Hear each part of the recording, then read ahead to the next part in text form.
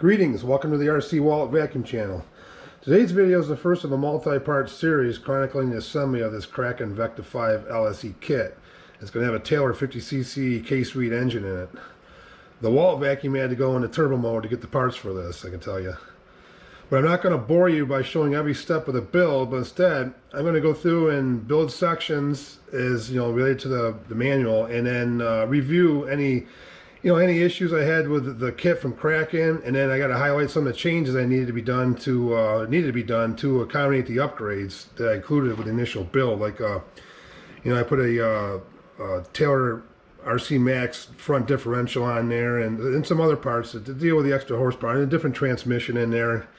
I did change from I went to an 1823, I believe, for the gearing. I wanted to gear it down a little bit for break-in, and then the track I'm going to be up on is going to have some issues I got to deal with. I want to have it geared down lower for initially, so I get the track broken in. I think this thing stocks like a 1921 gear on this. Eventually, I'm going to switch over to some spike wheels, so I have to gear it back up to accommodate those. But so the first two parts of the video are going to probably involve the assembly of the vehicle and any changes, and then future videos of it in this series are going to involve I'm going to do the airbrushing of the body panels.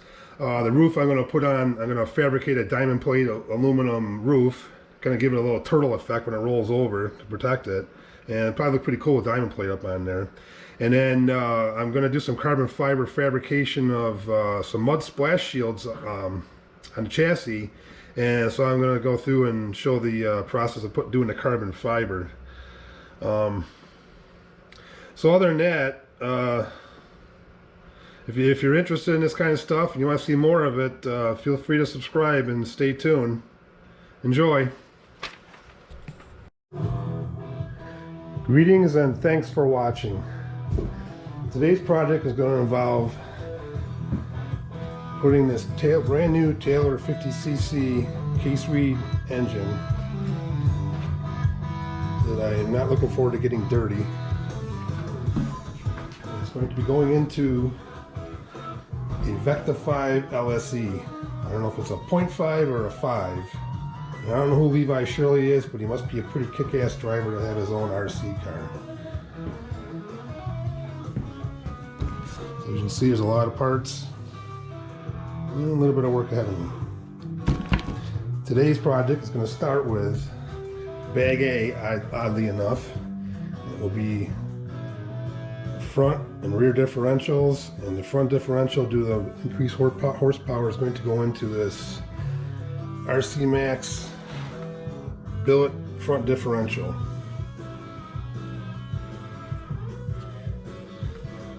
At least I got a good view of my building. Okay, I'm back.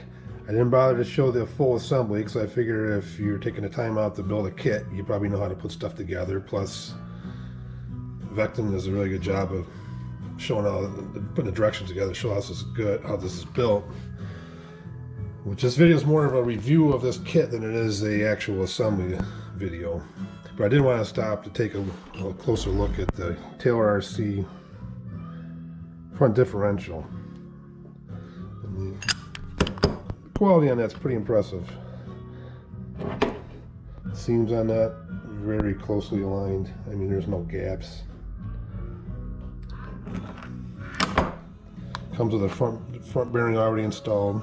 I assume you use the stock Vekta side bearings.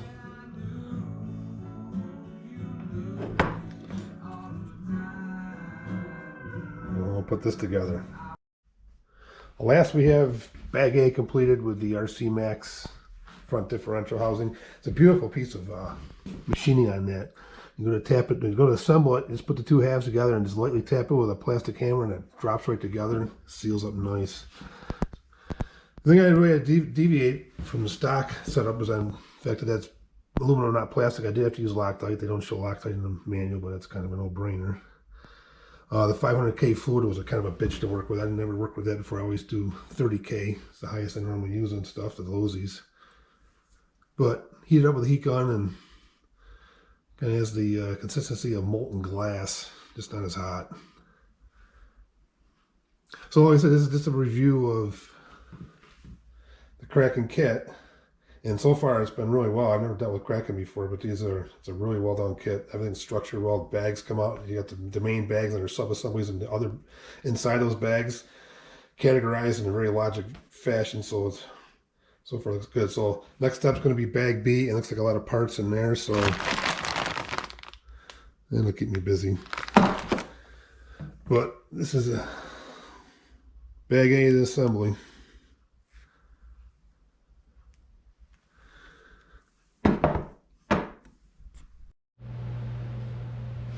Bag B is complete, and this is about what you get with bag B. You get all the front, lower links, and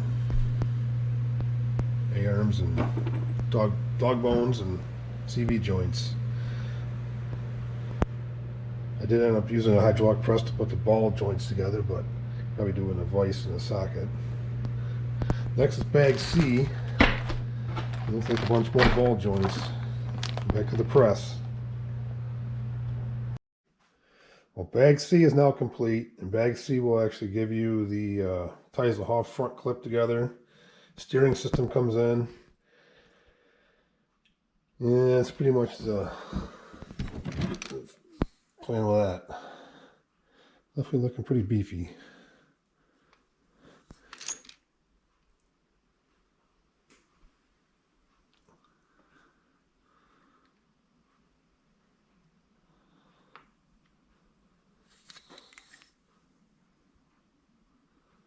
Real similar to LSE. Some variances. One thing I don't get with the instructions, I'm sure there's a reason for it, but it makes no sense to me. I don't know if the camera's going to focus on that or not, but that little right wrong glyph thing, I don't get it. It still has something to do with threads, but it doesn't make any sense. So next step's going to be bag D and bag E, which are front and rear shocks. There's a few parts in there, not too bad. Bag D and bag E are done now. You end up with the front and rear shocks. Bag D's front, bag E's rear. To fully be completed, it needs to have the springs on there in the front get attached.